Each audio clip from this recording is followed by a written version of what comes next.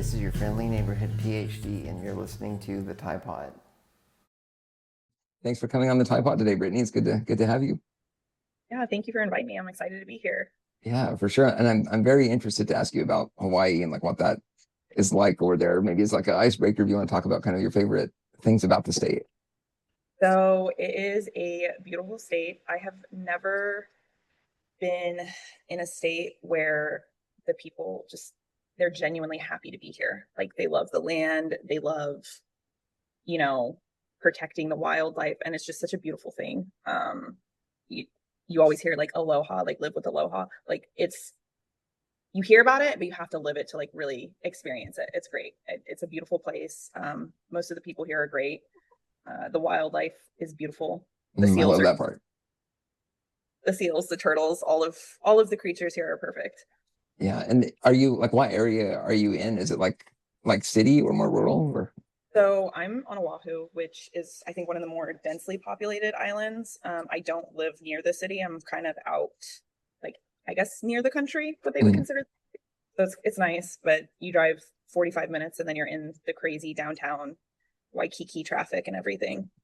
Does it feel like there's a huge like tourist population like when you go into Oh the no, main city? Yeah. Okay. yeah, I was always it's curious because it crazy. seems like it would be like very driven by like I don't know, like money or sales or tourism in the main city. But then, Yeah, yeah. it's crazy. Like I try to avoid Waikiki at all costs. Like if I have to absolutely go down there, I'll go down Mhm. there, but like not on the top.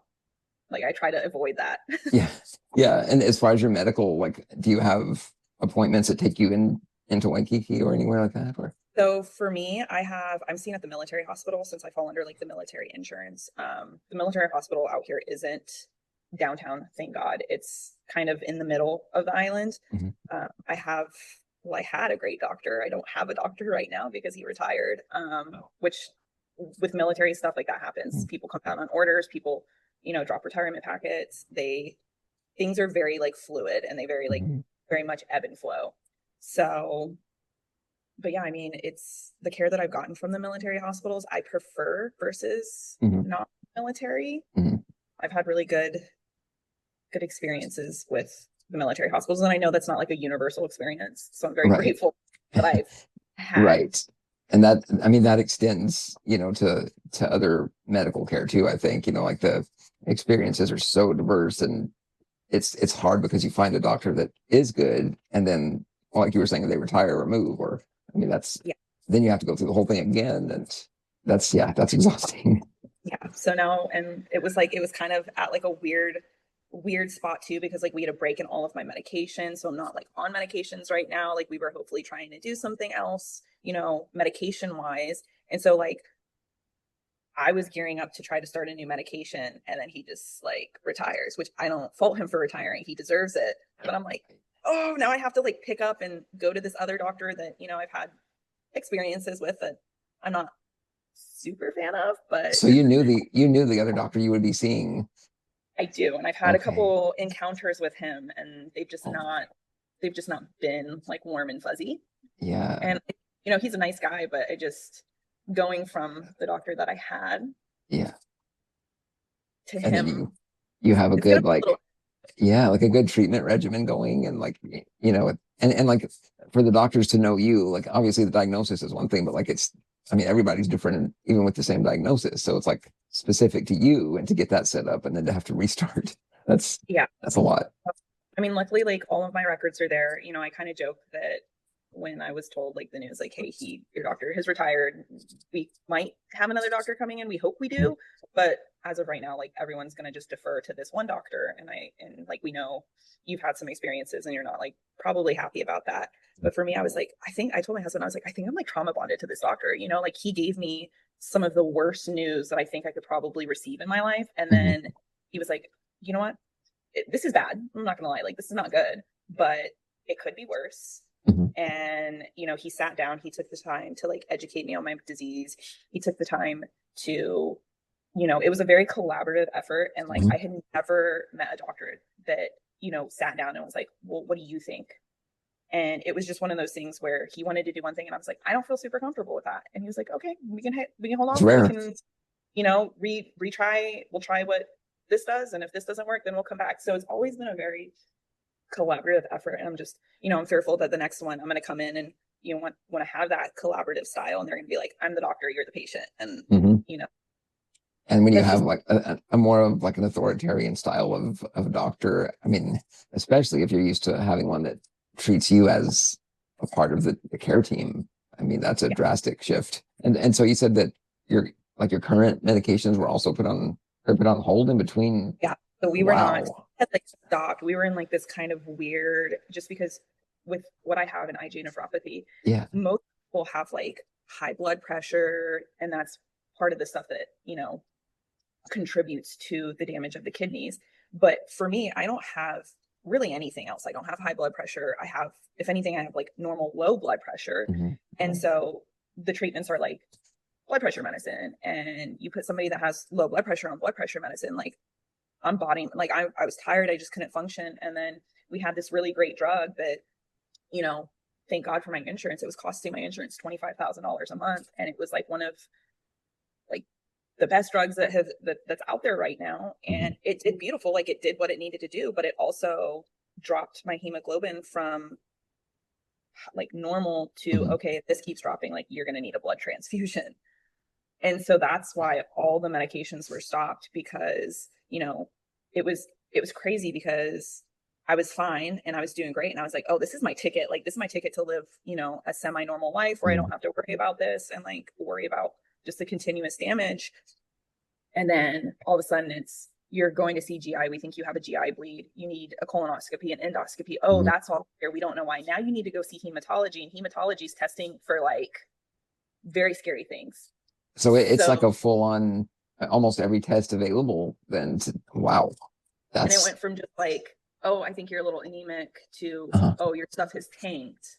Oh, now we're going to see if you have like a rare blood cancer. And I'm like, what is going on? So this was all to pinpoint the exact diagnosis. Yeah. And like, luckily my hematologist, he was great. And he's like, in trials, some people experience this. It wasn't very common. And it's like one of the lower things on the tier that they have listed, but I think we should stop and see. And we stopped, and that's why I'm not on medicine, because we stopped that. And over that 2.5 month period, everything was able to normalize. And so he was like, I think that's what that was, because if it wasn't, you wouldn't be okay. Yeah. So and then we do my lab work to hopefully, because there's a new injection that you just do once a month, and it's supposed to be like great and help. And we do that. And the thought process is, no medication for a prolonged period of time. Like your labs are probably going to look pretty horrible, knowing like what we know historically. Do the labs. They don't look horrible. Like they don't look great, but they don't look not horrible. As bad as, Yeah. And so my doctor, he was like, well, I wasn't expecting this. So let's wait another couple of months and redo labs and see if we can get you on this medicine. And then during that time is when he retired. And so I was going to say, so like you were going through like all the diagnostic, figuring out how to treat it. And I would imagine that there's many patients that are probably cut off like that at a bad time. So like mentally, like what? I'm sure that was causing some. Oh yeah, mentally. I mean, like when I got the call, I kind of, you go through it. It was like I was grieving. I was grieving that, the care that I had, because, I've been under his care since 2023 when we got here, diagnosed me in 24 with IgA via my biopsy. And then, I saw this, I had a phone call with him every like month, every 2 months, 3 months. So like it was consistent, emails, phone calls. So yeah, at that moment I was like, what like do I do here? Like I know he's a doctor and he's a person and everything, but I was like, I feel like I've just lost somebody, like someone's died. Seriously. And I don't know if there's any situation where he would work with the new doctor and like transition or like talk to him about, like, I don't know what that process is like when they're transferring patients. But I don't know. I mean, hopefully, I've already sent an email to the other doctor, and I laid it all out there, and it's cross your fingers that it's either gonna go one or two ways. Like we're gonna have like this collaborative effort for my health, or we're not, and I'm gonna have to go back to a drawing board. And that's if I have to go off base and see, a nephrologist in city or in town, I will, or if I wait until the new nephrologist comes in. So right. Well, hopefully a collaborative can be established, with this one. But I mean, that's nice. He's a nice guy. I just, but when you're not, when they don't listen, Yeah. Yeah. So So as far as like nephropathy and like if you want to just break down a little bit of like what that is for anybody who doesn't know. yeah, so IgA nephropathy is a autoimmune disease, and it's for some reason it's historically more common in males than it is in females. And it's when your body makes too much of the immunoglobulin A, and it just sets up in your kidneys, and then your body attacks it, and then in turn it attacks the filtration system of your kidneys. Normally, it's anything with kidneys is like silent. It's silent until it's not. So I got lucky. I had a doctor find it by accident. It's just protein in the urine, blood in the urine, things that like you can't see, like they're all on like a microscopic level. So yeah, it was kind of caught by a fluke on accident. And the doctor, I was living in Germany, and the doctor was like, I think this is what you have. And he kept sending me to the German specialists, and the German specialists were like, you're European, it's thin basement syndrome, you're fine, you're fine. So I saw, you know, two German specialists like back to back, and one was at like the teaching hospital. And this doctor, he was like, I think you have this thing called IgA nephropathy, because he like liked kidney stuff. And I was like, okay, I've seen now two doctors. They've told me IgA, like specialist versus just like a regular PCM. You know, I was very young too, so I took things kind of at face value. Yeah. And then I got pregnant, and that was really when people were like, okay, if you have IgA nephropathy, like you're getting ready to not have a good time. Like you're probably not going to carry to full term. You're going to get pre-eclampsia, eclampsia. It's going to be a rough ride. Mhm. So they monitored me my entire pregnancy, and I carried to term. I had a 9-pound baby. I never had any blood pressure issues. I never had eclampsia, everything. So then the consensus kind of was, well, it probably is just thin basement syndrome, because if it was truly IgA nephropathy, you would have not been able to have a pregnancy like that. Uh-huh. So basically, So, like, I mean, it's one of those statistical, like scientific things, right? Like, like there's just no possible way, but then there's always, it seems like exceptions. So like, I was like the 0.02% that was okay. And even when I was in Germany, like they brought up a kidney biopsy, but I was 21 years old. Like I wasn't going to sign myself up for that for fun, Right. you know? Right. So because that's like the only way they diagnose it is by biopsy. And so I didn't want to do that. And then after I had my son, things kind of tanked down. Yeah. And then that's when I got the biopsy, and that's when the biopsy showed Yeah. So was basically, like everything went smoothly, and you had your son, and like he was like everything was sort of stable, and then it just perfect pregnancy. Never had any issues with my blood pressure. Blood pressure was like, I mean, textbook perfect. Yeah. And growing up, like to that point, had there been any sign at all of anything going on? So it was basically like you were like normal. Nobody else in my family. No genetic. Okay. So did they, I'm sure diagnostic like reasons can't, like, did they say anything about what could have triggered it? No, I mean, so normally like what triggers, like since it is autoimmune, it's being exposed to something or getting sick. For me now, probably within like the last year or two, some people, if they get like upper respiratory infections, they remove their tonsils as like treatment. Like in Japan, they do that a lot because their thought process, you remove the tonsils, you remove something that's going to make the IgA, so then it won't flare. And what's funny is I was having issues with my tonsils. I wasn't having any like symptoms or anything, but they removed it. I had a separate issue. So they removed my tonsils. And after reading, I was like, well, in theory, I should get better, right? Didn't do anything.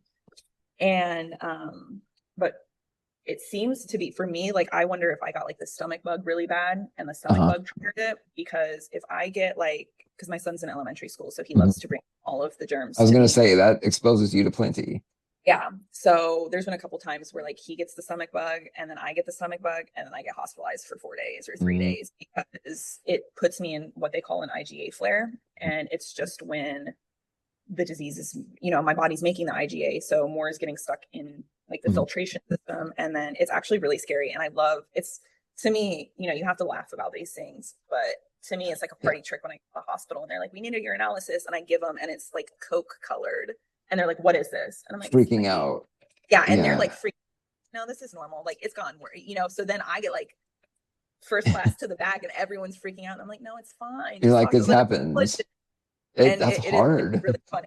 Yeah. Really funny. I mean, like, from your perspective, just seeing them like see it for the first time and be like, oh no, this is, a serious thing. And that's funny too, because like mine has only been that color one time, and I was super dehydrated and everything. It's like, it basically was black, and I was just like freaked. And I think, I never went that far again with dehydration and like only drinking like a Coke or something. And Yeah, but it's yeah, crazy. like, yeah. And then if you have blood in it too, I mean, like those are just very triggering, I would think.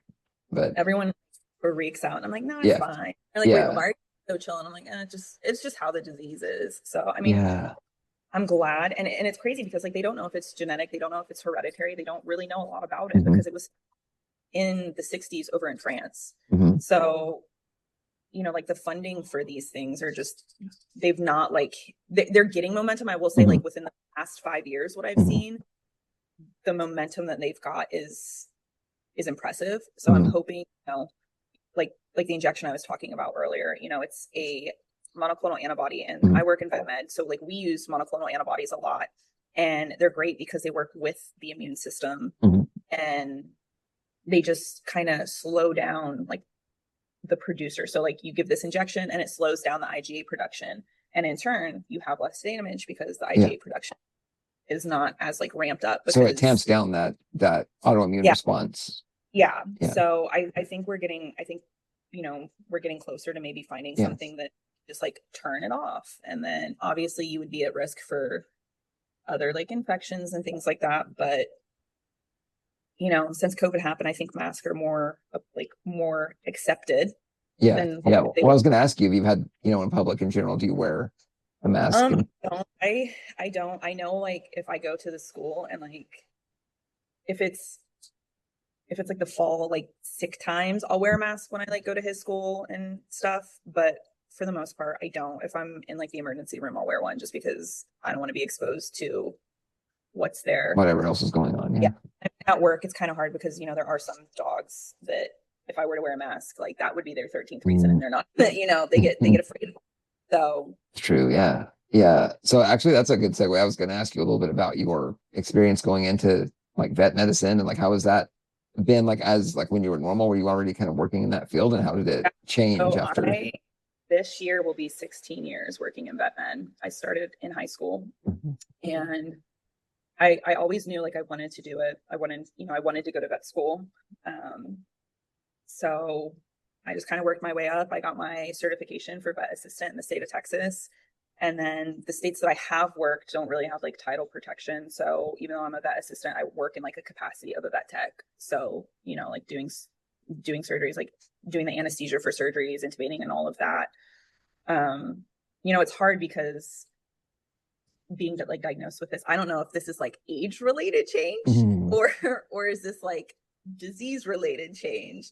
In my mind, I want to blame it all on my disease because there's some days I'm Right. like, I lean down and I'm like, oh, what was that? What just popped? So I mean, it is hard. Like it is hard on your body. Yeah. Because there's some days where like I had a patient the other day and he weighed 10 pounds more than I did. Mhm. Like it was Ooh, massive. that's And so in situations like that, I'm like, well, I can't really hold you because you weigh more than I a do. monster. Yeah. So I mean, it's definitely it's been like an adjustment, like learning, Mhm. hey, I kind of have, there'll be mornings where I wake up and I'm like, oh, I don't really feel good, so I'm gonna try Mhm. to take it easy today. But I also work with like people who help me, and Well, I was going to ask if like your like place of employment, if they're good about yeah, helping with that. yeah. So I work for the Army, so it's a little bit different. Okay.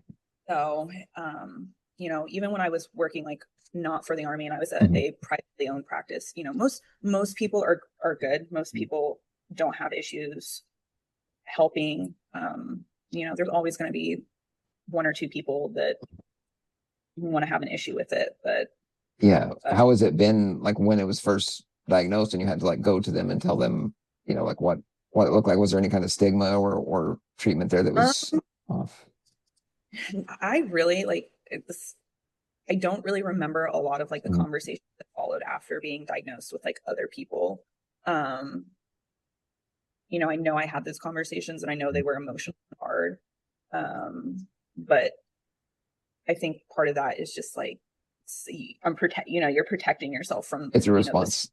Yeah, Mhm. because it, and it was hard because, when you first tell people, at first I was like, maybe I don't want to tell people because I don't want like a stigma around it. And then probably within like the last really year, I'm like, you know what? This is a part of who I am. I want somebody to look at me and be like, wow, look at everything she's doing. despite this. Yeah. And that will give somebody else, you know, the courage to go do what they want, or be, you know, not feeling alone. And I know, like, especially in vet medicine, like, it has been, things are so stigmatized, you know, mental health, feeling, you know, imposter syndrome, things like that. And at first, when I got diagnosed, I did feel imposter syndrome, because I was like, well, I'm not sick enough. Like, Like other there's people have paralysis, there's other people who aren't sick enough. that And so, comparison thing is hard to get away from too, you know, because it's, I mean, every case is so different, every diagnosis, but you can't help but look at it that way for sure. Yeah. yeah, I think the biggest thing for me, I have accepted what I have. You know, this is unfortunately a life sentence until medicine evolves to make it to where we can do better and maybe cure this. But like, I am going to do everything in my power to use this as leverage to do things. Yeah. Like, and when I get into advocacy, I'm doing some advocacy stuff for some drug companies. And like, there's other things that, you know, I'm doing that I never would have thought would have come out of this.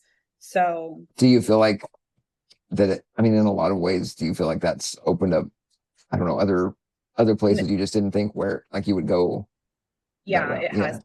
I would love, like, I made the, you know, the Instagram page when I was in school, and like, I was gung ho. I was feeling good. I was on medicine. I was like, I'm going to go to vet school. I'm going to finish my undergrad. Like, we're going to do this. And You then have the checklist of, and then I hit that wall and I get hospitalized. And then I hit another wall and I hit another wall. And, you know, like, at first I was embarrassed. I was like, I'm going to delete the page. Like, this is embarrassing. But then I stopped and I was like, you know what? This is reality. This is the truth. This is, you know, I guarantee if I'm going through something like this, there's 10 other people who are too. And so, like, obviously I would love to go to school. I think that school would put me 6 feet under, you know, not only financially, but, you know, physically and everything. And I'm like, well, you know what? Maybe this was supposed to happen, and maybe which is hard to accept, but I mean, at the same time, yeah, you know, I mean, it's hard to accept, but I love what I do. I do it well in the capacity that I do it at, and I could do it for the rest of my life. And I think I would be happy, because also things, you know, you get a diagnosis and the things that you think matter don't really matter anymore. Yeah. Like, you know, 5 years ago, 6 years ago, if you would have asked me, I would have wanted to, you know, have, like, I want to be the breadwinner. I want to do this. I want to, you know, I have all these, I want 6 figures in my bank account. And now I just want to be able to hang out on the couch with my kid and not exactly. work. So it's the small things right away become bigger like that. And so, and it's funny because I've had this conversation with friends, and getting to the advocacy, like, one of the things they were like, well, why do you want to do this? And I was like, you know, I want to, maybe people haven't found their voice. They've been diagnosed and they're having a hard time and they haven't found their voice. And maybe I could be that voice for them, which is, you know, kind of funny, because for the last 16 years, I've worked with animals and they don't have a voice. So I've been a voice and an advocate for them. And so I've been advocating for the last 16 years, just in a different. It's like a very slight pivot in a way, but like, I mean, you're not leaving it behind on the vet, like, animal side, but you can also, you know, it, in some ways it almost gives you, I don't want to say the time, but it gives you more of the space to advocate in a different way. And I mean, it's essentially a life reset button. And I know I've talked about that with like my whole gallbladder situation I had, you know, 5 or 6 years ago. And it's like you said, you have this checklist of, you know, I'm going to have this degree in this job and this, you know, the whole checklist done, and something comes up and it's like, no, you're not. It's not going to go that way. But I mean, you have to pivot. You have to roll. You know, I am, and I understand that, like, I come from a place of relative privilege with, like, the medical care I receive, the medical, you know, coverage that I have, and, you know, the situation that just I am in general, because, you know, if things really got bad, like, I don't have to work. I don't, you know, I could focus on me, but I've never not worked. Like, it's just so ingrained, you know, so ingrained in me. So I'm grateful for the life that I have, despite being told, like, hey, you're sick, you're going to live with this for the rest of your life.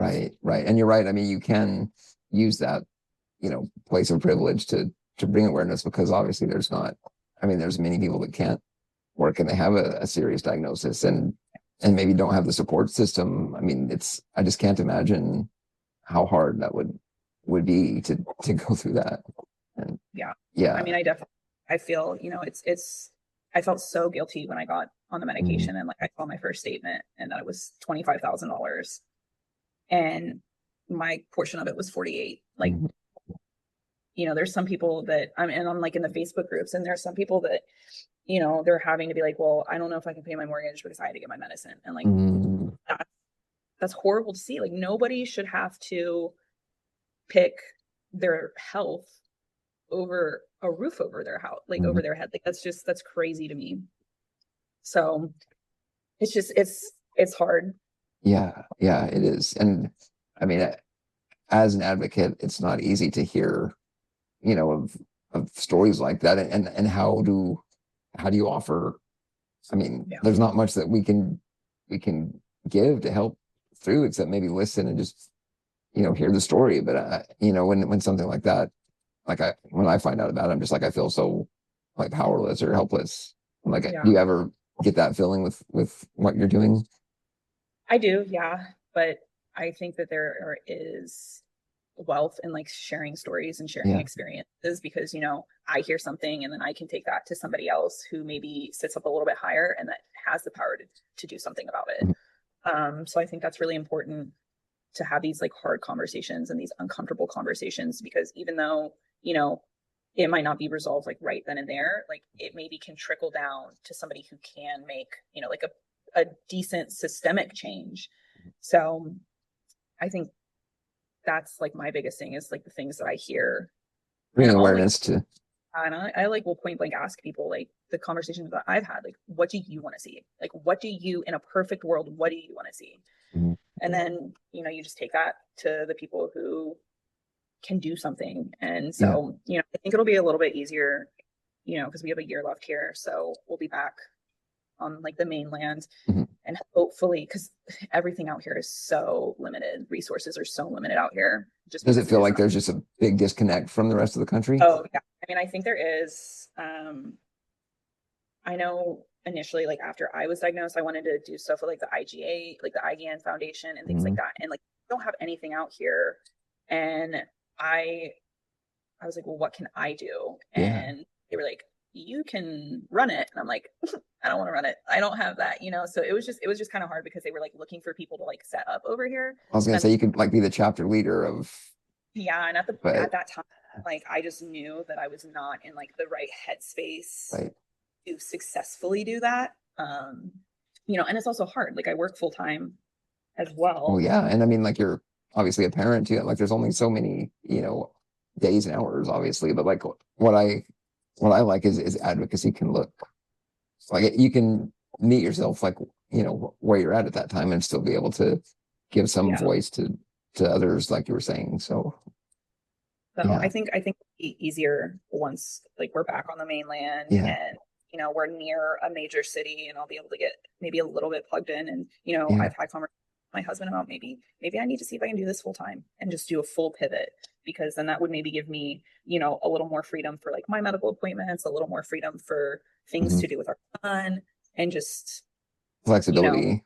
yeah. And it's so funny because I never thought I would, I think on like a weekly basis, I'm like, can I retire? Can I retire? Can I, Mhm. and like I used to never be like that. So Yeah, it's so how you go from just, I'm gonna work, to now being like, I just want to hang out with my kid. yeah, yeah. I just want to Balance it Boston out.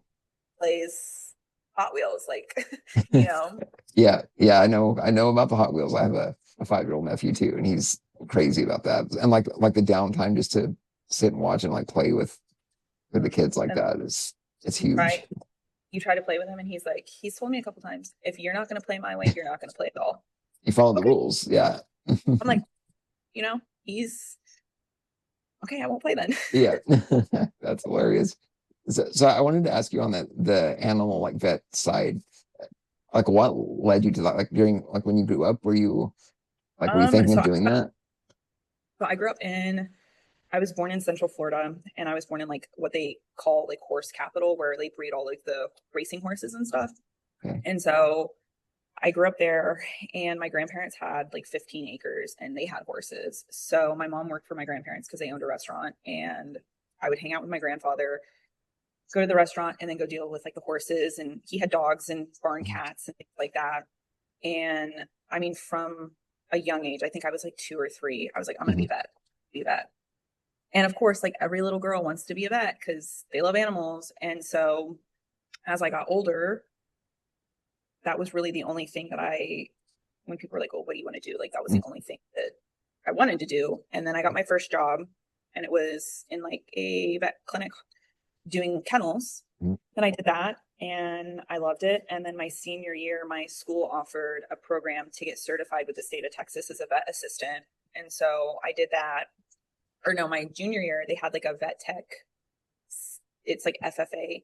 And so it's like a vet tech. I think it was like a CDE, they called it. And so you would go and do like vet tech type stuff. And I fell in love with it. And I wasn't good at school. I wasn't a good student.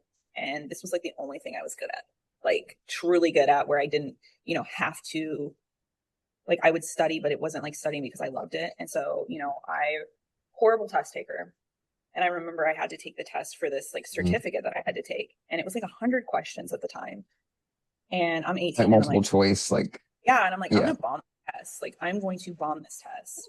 And I finished the test in like 20 minutes. Everyone else like still doing it. So I'm like, ooh. This feels wrong. Yeah. And I'm like, oh, this is bad. And I got a 100 on it. Like, that's when you know that you found something that you. Yeah. And it was like in that moment, it solidified like what I wanted to do. Yeah. And I stayed with it. I've been in tech school a couple of times, but with moving, it's so hard to like keep up. So I don't know. I mean, the next place that we should, I don't know, like if we are actually going, because nothing is written in stone, Right. But there is a school out there that I could get like license for vet tech, and you can have a good career as a vet tech as well. So that's a door that's still potentially there if you want to go that route. Yeah. Yeah. Like if I want to go to vet school, maybe once my kiddo's out of the house, or, do that. So, I mean, my husband only has like 6 years left in, and then he retired. So he's going to do his 20. And then I think maybe, given like what my health does, if I want to go to vet school, I'll just full send it and go to vet school. Yeah. Yeah. How do you deal with like the uncertainty with everything and like lack of control, I guess, of like several different areas at once? I mean, I think we have a pretty solid home unit, and I think that helps a lot. I think if we didn't have like the solid home unit, I think it would be a different story. At the end of the day, I don't care where the military sends us. I don't care when, where, how, as long as I have, my husband and my son, like we're going to be okay. And that's kind of how we operated on. And right after me and my husband got married, I went from like, we didn't really date, like very fast, like 2 weeks. And then we were tight. Really? Wow. That's cool. From, living under my dad's roof to living with somebody I didn't really know as a wife. And then we lived together. We were married. We lived together for a year, and we were in El Paso, and then he got orders to go overseas. So I had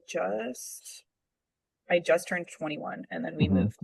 We were over in Germany for 3 years. So I think that time over in Germany, I had nobody else. We didn't have anybody. It was, he had me and I had him, and that was the time to get to know each other. Yeah. So I think we got to explore, we got to travel, we didn't have our son, so it was just one of the things where we got to do a lot of cool things, sort of set foundations almost first. And we had been married for like 5 years when we had our son, so we had been married for a while before we had him. But I think just having a strong like immediate family unit. Like we have, all of our extended family is pretty much in Florida. And I know, my mom's out here, so we have help, but I know anyone would come to us, which is like a good feeling. But like, it's a good feeling to know that we don't need them too. Yeah. Yeah. I mean, like that does bring a lot of stability. I mean, when you're dealing with something like, moving frequently and a health situation, I mean, it's like, I just think about, it was, I don't know, growing up with my parents and sister, like you have that kind of core thing there. It feels like you can get through a lot more than if not. I mean, it's funny. People are like, oh, you move so much. And I'm like, well, yeah, I do. And it's funny because we'll be here for 4 years, and like, I'm done. So ready to go. Like I'm used to like right now, like I'm used to like every 2 to 3 years, like we gotta go. Like I want to It's go. like programmed right into you at that Yeah, point. like Yeah. it's funny because now that we're here longer, I'm like, I don't know what to do. I don't like this. Yeah. Like, Yeah. Do you think that, I guess depending on the situation, if you move back to the main part, like do you see it maybe getting to the point where you know will want to stay longer than that 3 to 4, or just it's so situation dependent, I'm sure. I think like once he retires, you know, I want to buy like 15 acres and just have a Yeah. ton of animals and horses and like a horde of Yorkies. Like I want like 15 Yorkies. And That's great. like I want, you know, animals and What specifically about Yorkies? Like, have you had one before? Or I had two of them and they were okay. the best dogs. I bottle fed both of them. Oh my They were gosh. the best dogs. They had such good lives. We moved them when we went to Germany. I took them Yeah. to Germany. They had like German passports and they would Wow. like travel with us. That is serious. Pet passports. Wow. And so they came back here and they were the best dogs. I mean, like they've passed away since, but Yeah. they were so good. They were perfect. There's no words for them. Like they were Just just like so good. the companionship is so Yeah. good. I have And a it was little corgi Aussie, and it's just like, you know, they're part of the family unit. yeah. I had Yeah. they were like a bonded pair. They were 2 years apart. They were from Okay. different and they loved each other so much. Like the male was a little bit bigger and his name was Bear, then the female was smaller and her name was Bindi. And like Bear would lay down and Bindi would like sit on top of him. And so wherever Bear would lay down, like Bindi would sit. And it's actually kind of like a sad story, but I lost Bear on a Saturday. I had to euthanize him. And then I took Bindi in and we had already done like all of their wellness stuff. Yeah. Told the vet I worked for, I was like, something's wrong. Like something's wrong. And she's like, well, she just lost like her companion. Like she's probably pretty upset.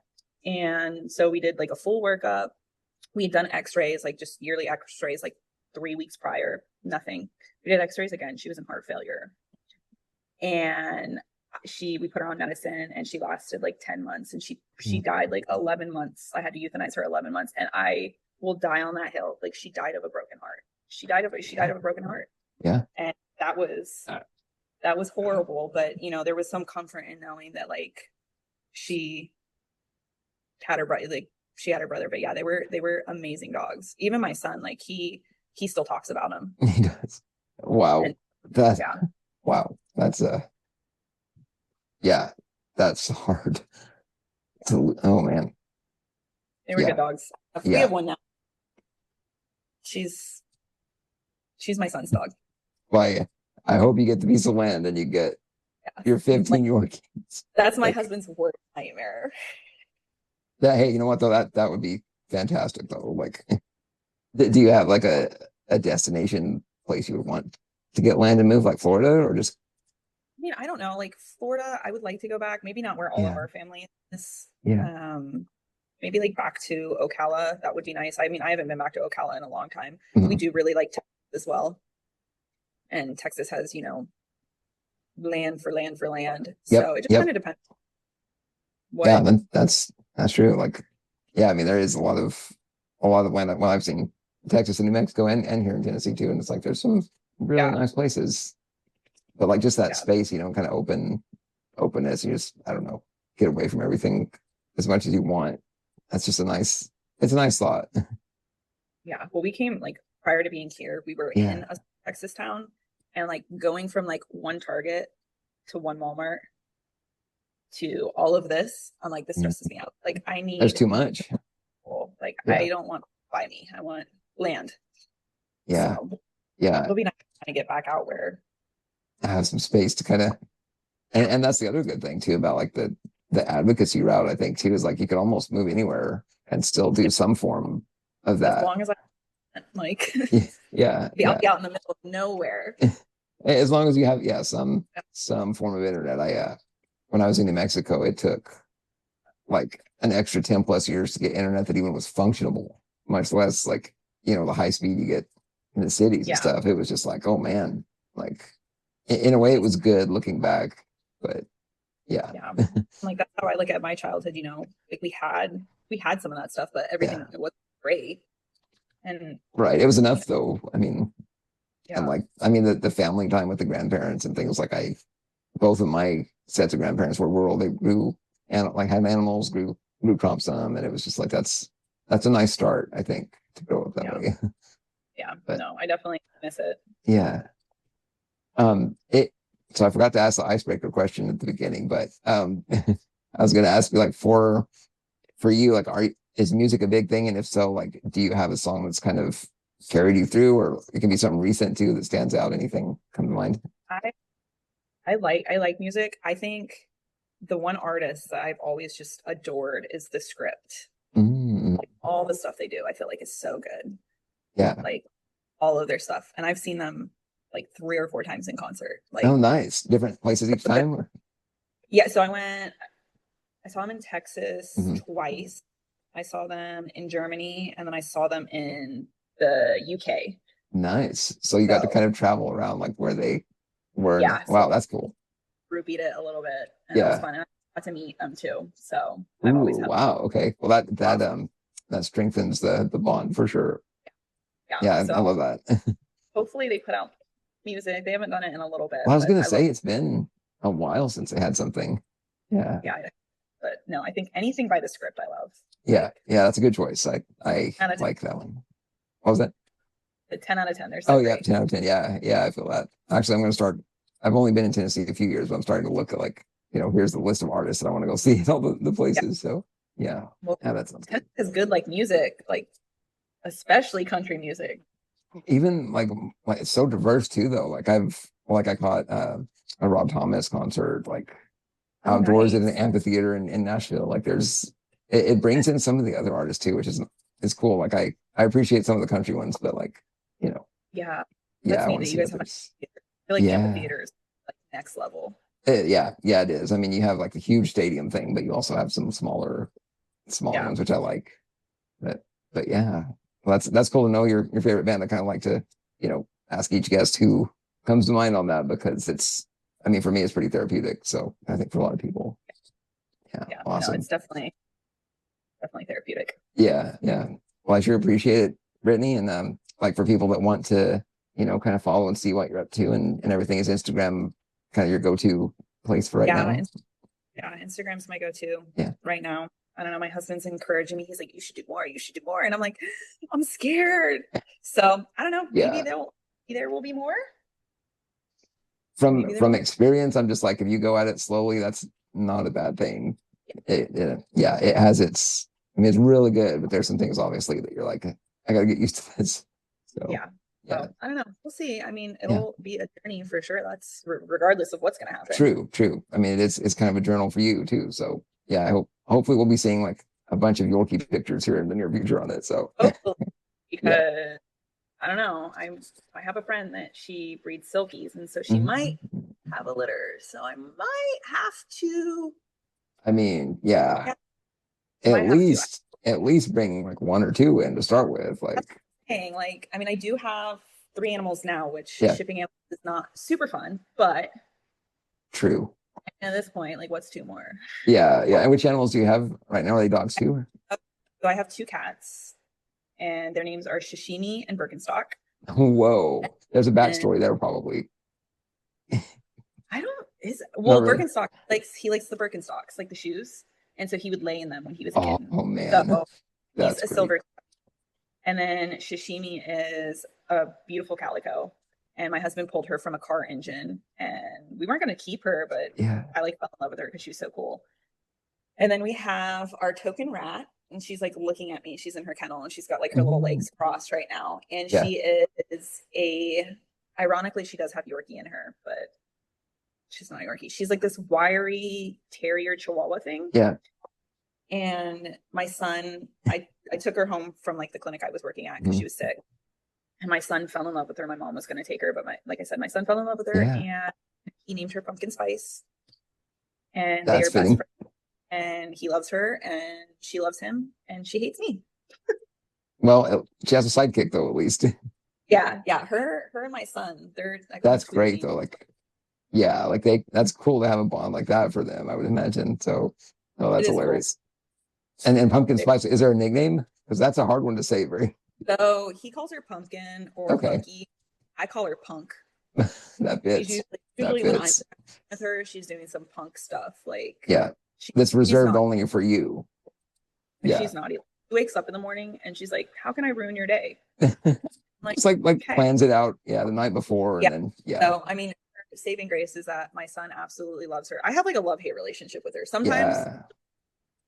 be sweet, and then sometimes she's like, "No, I don't like you." So Yeah. Well, like, your son can be a buffer there at least. yeah, yeah. Yeah. And then we do That's play great. axolotl. Yeah. That So we works. have one, and he's pretty cool too. And he just hangs out in a tank all day. That He's sounds kind kind of of nice, actually. yeah, he's cool. He doesn't do much. Just hangs out watching. Yeah, he's kind of strange. My son loves him. And we Yeah. feed him and out. So yeah, No, I love so that. but I know I'm waiting for those Yorkies. Yeah. Yeah. Definitely. I will keep my eyes peeled for that for sure.